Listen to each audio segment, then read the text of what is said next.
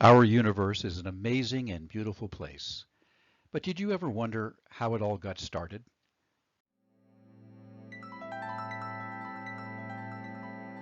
Scientists tell us that everything in our physical world, including you and me, came into existence billions of years ago in a burst of light.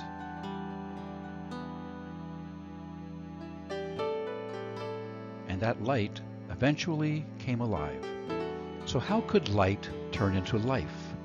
How could conscious, caring human beings somehow evolve from simple light beams? Was this all just a random process? Or are we here on purpose, as scientist Stephen Hawking once famously suggested?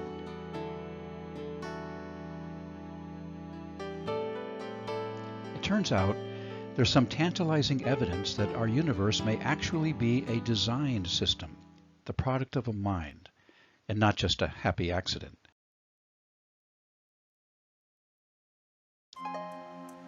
From the time we were very young, many of us at one time or another looked up at the night sky and felt a sense of amazement about the vastness of our universe.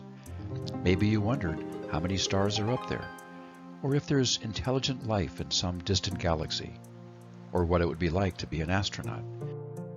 Maybe you also wondered about the big questions, such as where you came from and why you are here.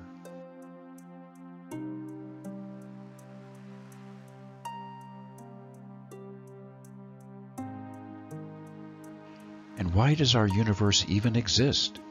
Why is there something rather than nothing?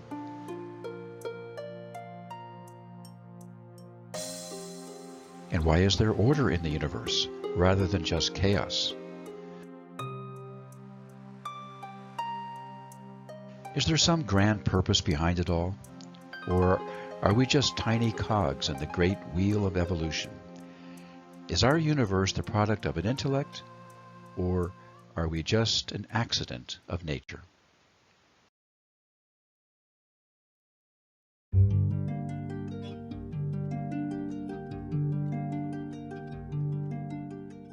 For centuries, scientists wrongly believed that our universe had no beginning and always existed. Even Albert Einstein believed this when he was a young man, that our universe had no beginning. But then a very smart Catholic priest by the name of Father Georges Lemaitre developed a mathematical proof of a shocking idea, that our universe is actually expanding. And so by reading all the expanding motions backward in time, affirmed that the universe was once amazingly small, and so did have a beginning. The idea later became known as the Big Bang Theory. At the time, Father Lemaitre sent his calculations to Einstein and eventually convinced Einstein of the Big Bang Theory.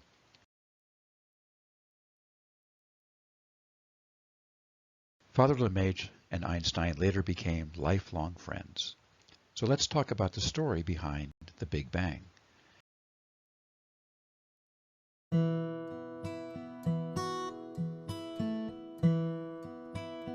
Since our early childhood, we all loved a good story that could carry us to the outer reaches of our imagination.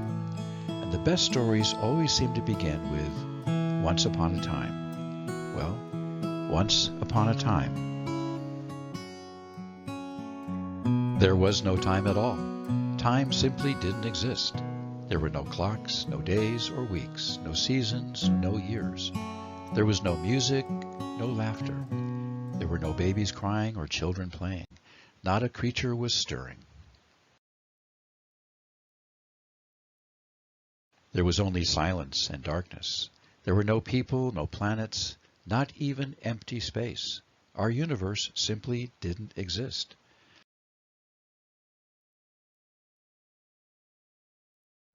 And then suddenly, about 13.8 billion years ago, a very strange thing happened. A very tiny, mysterious dot appeared out of nowhere. And as soon as it appeared, this tiny dot began to rapidly expand. It grew and grew, so fast that even light itself couldn't keep up. This rapid expansion is what later became known as the Big Bang. Later on, the expansion created beautiful shapes against the jet black space, brilliant galaxies with countless stars and planets, glorious displays of colors and shapes. Later still, in a small corner of one of the galaxies,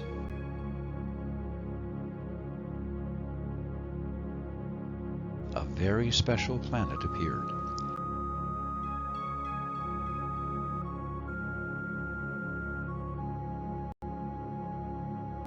Eventually, this special planet settled into a poetic dance with its parent star and companion moon, and seasons began to unfold.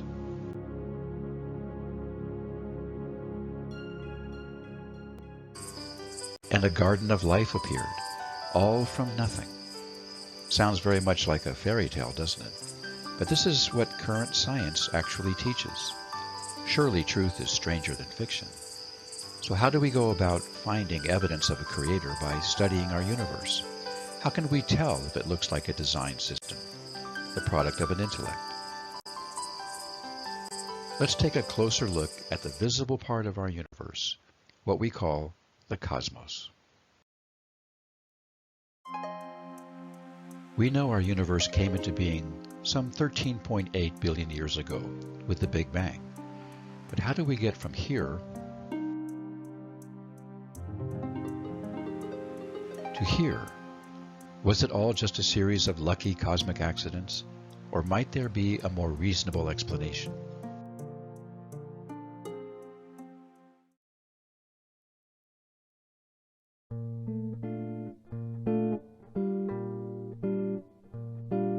It turns out that the cosmos seems to be fine-tuned for life. So what do we mean when we say fine-tuned? We all know how to tune in a radio. If your favorite station is, for example, 89.9 FM, you turn the dial to that frequency and there you go. Simple static becomes sweet sound. So how could the cosmos itself be fine-tuned?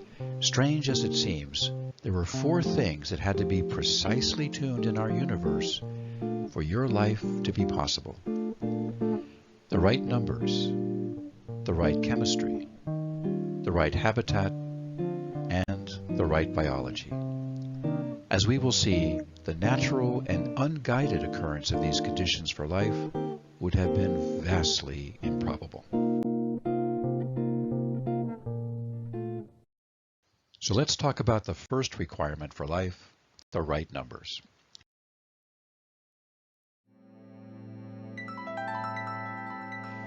What do we mean when we say that our universe had to have the right numbers? It's an amazing fact that our universe has a mathematical structure. The laws of physics are run by special numbers, like the speed of light or the mass of an electron. It turns out that at least 20 of these numbers had to be very precise for life to be possible in our universe. Each number had to be just right. These numbers are called constants because they never change.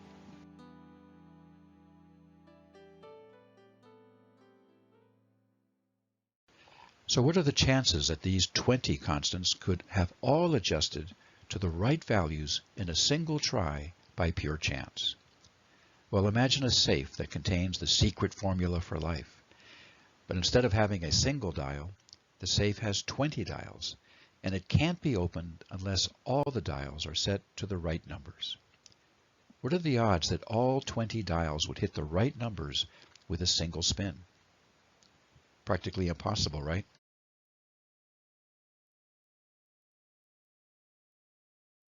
To get a better sense of these long odds, let's compare it to the odds of winning the lottery. Not once, but many times in a row. According to physicist Lee Smolin, the odds of hitting all 20 numbers by pure chance would be 1 in 10 to the 229th power. That would be like winning the lotto, not just once or twice, but 32 times in a row. Not very likely. All 20 constants had to land on just the right values for life to be possible. Was this all just an accident of nature?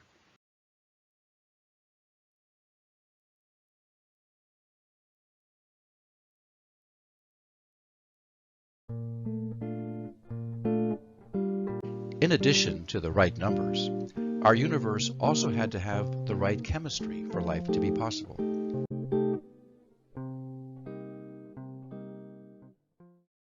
For example, if the chemistry of water were such that ice would sink, the Earth would have frozen over, and life would not have been possible.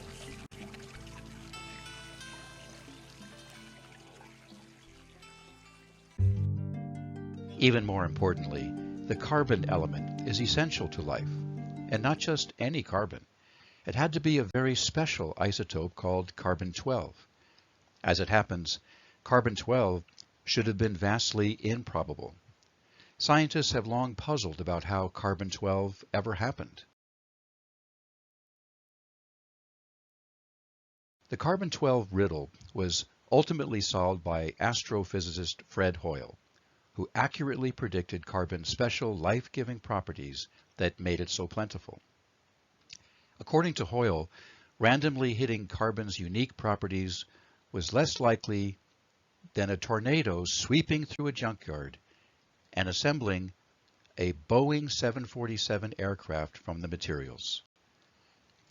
Hoyle concluded that there must have been some super-calculating intellect that designed carbon's properties to make life possible.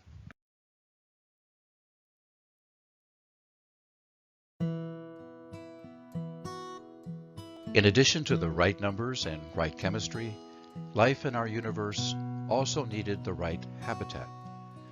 Living creatures needed a home. This leads us to the next requirement for life, our very special planet. In the story of Goldilocks and the Three Bears, you may recall that Goldilocks saw 3 bowls of porridge on the table.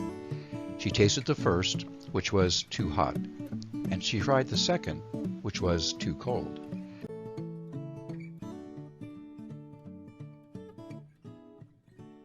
But the third was just right. Likewise, our planet had to be in just the right place in our solar system, which some call the Goldilocks zone, or life on Earth could never have emerged. If the Earth had been too close to the Sun, like Mercury, it would have been too hot for life. If the Earth had been too far away from the Sun, like Neptune, it would have been too cold. Our planet had to stay in the habitable zone to avoid being frozen or fried. Planet Earth has more than 100 other properties that are conducive to life. As it happens, the odds of all those properties being on the same planet by pure chance was very low.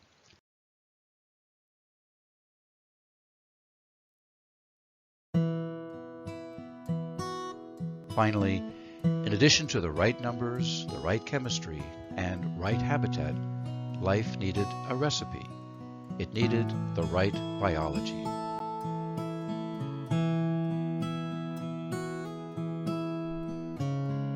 There are some very important things that needed to happen for lifeless chemistry to turn into biology.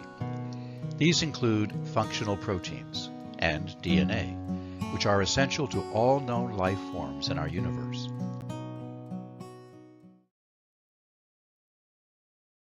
So after our universe had the right numbers, the right chemistry, and a right life-friendly habitat, what were the odds that functional proteins and DNA could have randomly assembled by pure chance?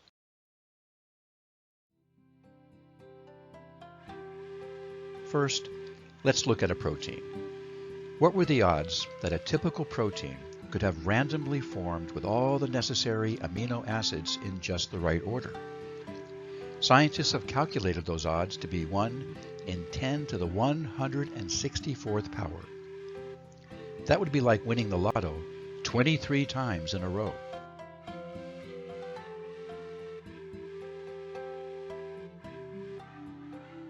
And what about a much more complex molecule of life, like DNA?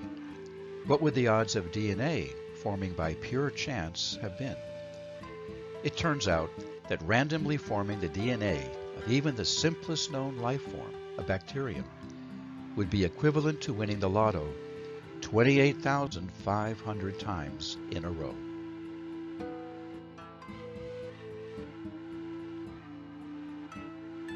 And so to summarize, we've seen that there are 4 vastly improbable fine-tuned conditions that had to occur for life to emerge in our universe. The right numbers, the right chemistry, the right habitat, and the right biology. When we consider them together, or in scientific terminology, when we cross-correlate these 4 variables, we conclude that the accidental occurrence of all 4 life requirements under even the most favorable conditions would have been not just improbable, but statistically impossible.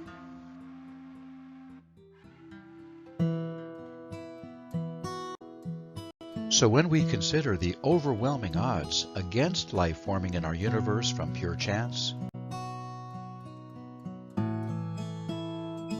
we find compelling evidence that life could never have occurred in our universe without a helping hand, a creator.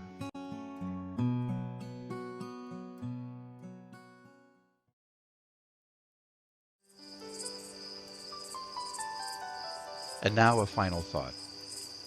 According to MIT physicist Gerald Schroeder, the Big Bang did not produce 1 iota of solid matter. It did not produce protons, neutrons, or electrons. It produced light beams, super-energetic light beams.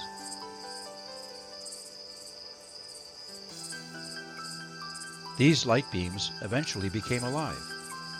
It's quite a stretch of the imagination that light beams can come alive by themselves, but all of physics holds by that.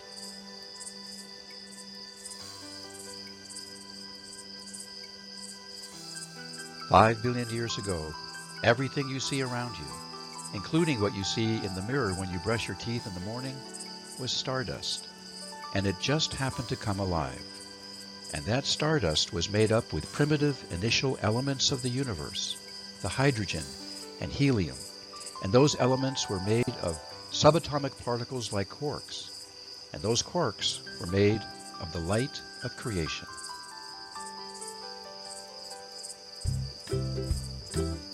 And so, as a matter of science, we all came from light beams, quite literally. We are children of the light.